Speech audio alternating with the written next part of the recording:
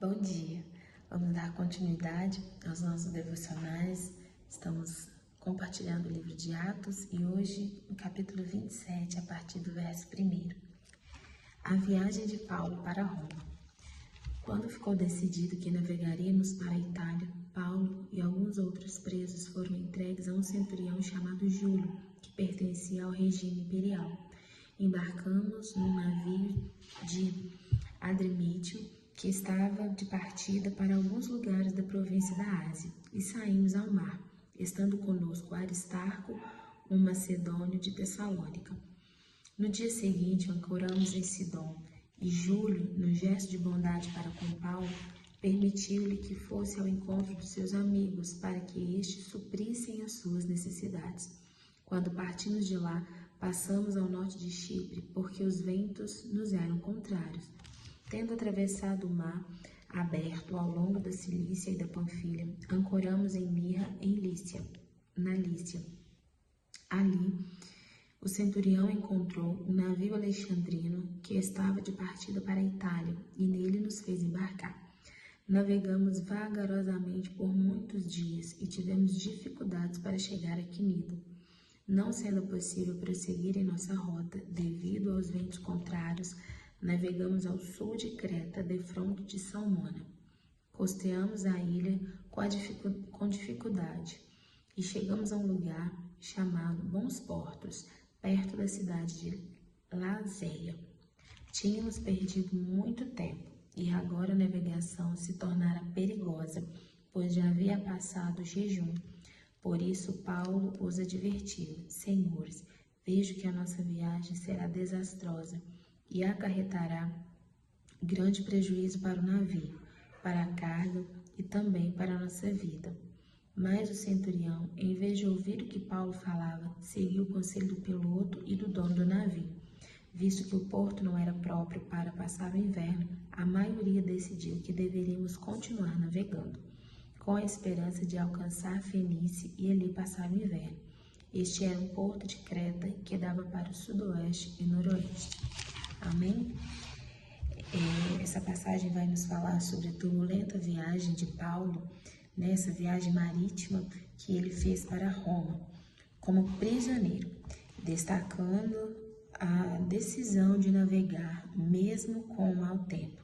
O conselho de Paulo sobre o perigo de viajar com aquele mau tempo contrariou os marinheiros, que ninguém concordou, com Paulo, e eles não quiseram dar ouvidos a Paulo. Nós vemos a soberania de Deus sobre as tempestades da vida e a sua fidelidade em proteger os seus filhos e servos, mesmo em meio a provações e perigos. O contexto dessa história aqui do capítulo 27 é que, como nós vimos, nos devocionais anteriores, Paulo ele apela para César para ser julgado, e foi aí que se deu início a essa viagem para Roma, essa viagem marítima para Roma, acompanhado ali por Aristarco e Lucas, sobre aos cuidados do centurião Júlio. E eles partiram, foram de algumas cidades para outras, como nós lemos aqui, e Paulo advertiu sobre o mau tempo, mas ele foi ignorado, eles não quiseram dar ouvido, ouviram o piloto, que ele era experiente, eles não quiseram dar ouvidos para Paulo. Então aqui nós podemos destacar alguns pontos nesses versículos que nós lemos. O primeiro aí é a soberania de Deus. Deus ele é soberano sobre as tempestades da nossa vida. Se os planos vão se cumprir, mesmo contra a vontade humana ou até mesmo a força da natureza. Então, se Deus ele tem uma palavra para mim, para você, essa palavra vai se cumprir, mesmo que os ventos sejam contrários. Deus ele é soberano para poder cumprir toda a sua palavra. E ele deixou muitas promessas para nós aqui em sua palavra. E vai se cumprir no tempo certo, no tempo do Senhor, vai se cumprir nas nossas vidas. O segundo ponto é a fidelidade de Deus. A promessa de Deus feita a Paulo era a chave da esperança na vida de Paulo. mostrando a fidelidade de Deus, e que Paulo chegaria a Roma, mesmo diante das adversidades que ele enfrentaria no caminho. A gente pode ver no versículo 27, no capítulo 27, nos versos 21, a parte B em diante, vai falar assim, Paulo estava falando, para os marinheiros, os senhores deveriam ter aceitado meu conselho de não partir de Creta, pois assim teriam evitado este dano e prejuízo. Mas agora eu recomendo que tenham coragem, pois nenhum de vocês perderá a vida, apenas o navio será destruído. Pois ontem à noite apareceu-me um anjo de Deus, a quem eu pertenço e a quem eu adoro, dizendo-me, Paulo, não tenha medo, é preciso que você compareça perante César. Deus, por sua graça, deu-lhe a vida de todos os que estão navegando com você. Assim, tenham ânimo, senhores, creio em Deus, que acontecerá conforme foi dito. Devemos ser arrastados para alguma ilha. Então, aqui nós vemos a fidelidade de Deus na vida de Paulo, que lhe apareceu. Ele disse, não tenha medo, tenha coragem, eu preciso que você vá para Roma, eu preciso que você compareça perante César. Então Paulo, ele tinha uma palavra. O terceiro ponto era a fé que Paulo teve, e a fé que nós também devemos ter, mesmo em tempos de crises. Toda essa experiência nos mostra a importância da fé e da dependência em Deus. A palavra de Deus, ela permaneceu firme, mesmo em meio ao caos e às incertezas.